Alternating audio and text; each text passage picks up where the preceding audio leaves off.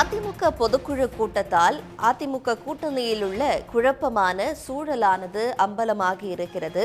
கூட்டணியில் எந்தெந்த கட்சிகள் இடம்பெற வேண்டும் என்பதை எடப்பாடி பழனிசாமியே முடிவு செய்வார் என்றும் தீர்மானம் நிறைவேற்றப்பட்டிருக்கிறது. இது தொடர்பாக நம்மோடு விவரங்களை பகிர்ந்து கொள்வதற்காக மூத்த பத்திரிகையாளர் திரு பிரியன் இணைகிறார். சார் வணக்கம், இணைந்தமைக்கு நன்றி. இந்த கூட்டணியில் பல்வேறு இந்த அதிமுக பொதுக்குழு கூட்டத்தில் பல்வேறு முக்கியமான தீர்மானங்கள் நிறைவேற்றப்பட்டிருக்கு. அதுல கூட்டணி தொடர்பான அதிகாரம், முடிவெடுக்கும் அதிகாரம் இபிஎஸ்க்கு தான் வழங்கப்பட்டிருக்கு.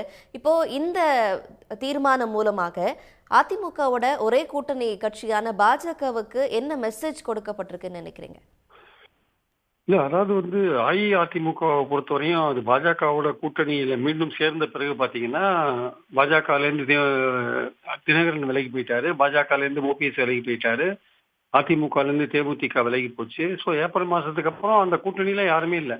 ஸோ அதனால அதிமுகவும் பலமிழந்திருக்கு, பாஜகவுக்கும் எதிர்மறையான ஓட்டு தமிழ்நாட்டில் இருக்கிற போது அந்த கூட்டணி எப்படி தேர்தலை சந்திக்கும்ன்ற ஒரு கேள்வி அஇஅதிமுக தொண்டர்கள் மத்தியில் இருக்கு. எந்த கட்சியும் கூட்டணிக்கு சேராத சூழல்ல இந்த சூழ்நிலையில தான் ஓபிஎஸ் கூப்பிட்டு அமித்ஷா பேசுறாரு.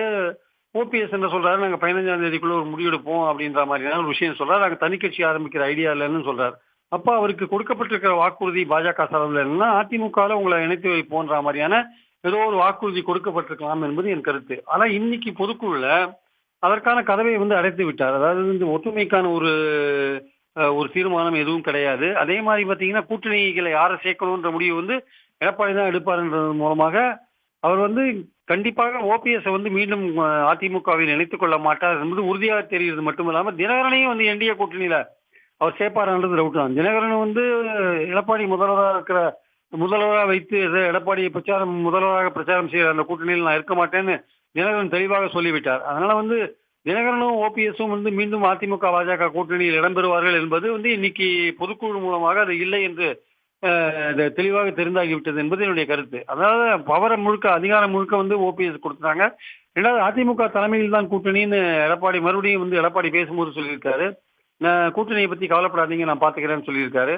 ஆனா அதே சமயம் பாத்தீங்கன்னா பாஜகவுக்கு நாங்கள் அடிமை இல்லை அப்படின்ற ஒரு விஷயத்தையும் சொல்லியிருக்காரு. பாஜகவுக்கு அடிமை இல்லைன்னு சொல்றது மூலமாக ஓபிஎஸ் இணைக்க சொல்லி எங்களை வற்புறுத்தினா நாங்க அதை எடுத்துக்கொள்ள மாட்டோம் என்கிற பொருள் கூட நம்ம எடுத்துக்கலாம். அதே மாதிரி தினகரனை சேர்த்துக்கணும்னு சொன்னா அதை நாங்கள் எடுத்துக்க மாட்டோம்ன்ற ஒரு விஷயத்தையும் எடுத்துக்கலாம். ஆனா இது மாதிரிலாம் ஒரு நிலைப்பாட்டை ஓபிஎஸ் எடுக்கும்போது அதிமுக என்ற கட்சி பலவீனமா இருக்கிற ஒரு விஷயத்த அவர் உணர்றாரா இல்லையான்றதே நமக்கு புரிய மாட்டேங்குது ஆக்சுவலா.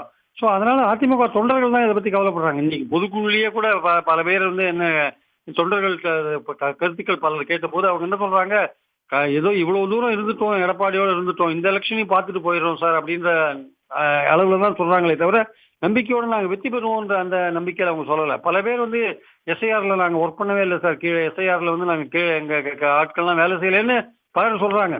ஸோ தொண்டர்கள் அவநம்பிக்கையா இருக்காங்க. எப்படிப்பட்ட ஒரு கூட்டணி வரும்னு தெரியாது. இருக்கிறவங்களை இன்னும் விலக்கி வைத்துக் கொண்டு செங்கோட்டையன் போன்றவங்களாம் விலகி போகும்போது கொங்கு மண்டலத்திலே பிரச்சனைகள் வருமானு சொல்ல முடியாது. அதனால நல்ல கூட்டணி அமைக்கல, நல்ல கூட்டணி அமைக்கிறதுக்கான வாய்ப்பும் தெரியாத போது அந்த தொண்டர்கள் குழம்பி போயிருக்கிறது ஆச்சரியம் இல்லை. அதே மாதிரி பாஜக சொல்றதையும் நான் கேட்க மாட்டேன்ற ஒரு லெவல்ல தான் இன்னைக்கு அவருடைய எடப்பாடியோட டோன் இருக்கிறத நம்ம பாக்குறோம். ஸோ வரப்போற தேர்தலில் அதிமுக எப்படி இதை சந்திக்க போகுதுன்றது முக்கியமான ஒரு கேள்வியா பாக்குறோம். அது அதிமுகவை பலப்படுத்துவதிலும் எடப்பாடி ஆர்வம் செலுத்தல, கூட்டணியை பலப்படுத்துவதிலையும் எடப்பாடி ஆர்வம் செலுத்தலைன்றதான் இன்னைக்கு இருக்கிற சூழல். இந்த பொதுக்குழு ஒரு தெளிவற்ற ஒரு நிலையை தான் மக்களுக்கு சொல்லுகிறது ஆக்சுவலா. உடனுக்குடன் செய்திகளை தெரிந்து கொள்ள சன் நியூஸ் பெல் ஐகானை கிளிக் பண்ணுங்க.